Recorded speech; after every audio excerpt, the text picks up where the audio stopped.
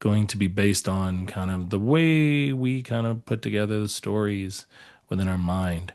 A lot of those stories are based on experience, the information that we get from our senses, and the way our mind kind of marries that with past and potentially future predictions. And that kind of all weaves together to create our experience, which is great if you're aware of it. And that's what we were working on tonight. So we started with the breath, really focusing in there, noticing how the many ways that the breath moves. We spent a good bit of time in that breath because I wanted you to have that as an anchor.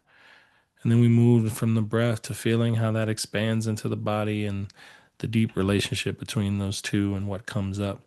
And along the way, right, I kept asking you to notice what were you telling yourself about each of those experiences? We often do, right? The mind has a story, a little voice in there sometimes, helpful or not. And then we moved into asking you to focus on a specific memory, a recent or past memory of something that's come up that you held a strong story about, and then look at that and notice the way that felt and notice the way it showed up and notice what happens if you just kind of start to investigate the narrative, right? And if there could be an alternative to it, to an always. Is it really always, or does it just feel like it's always, right?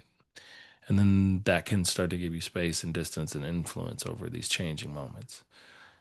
And then we moved back to the breath to ground out practice with a little gratitude sprinkled along the way because none of this work is easy if you're doing it right and you're taking your time with it.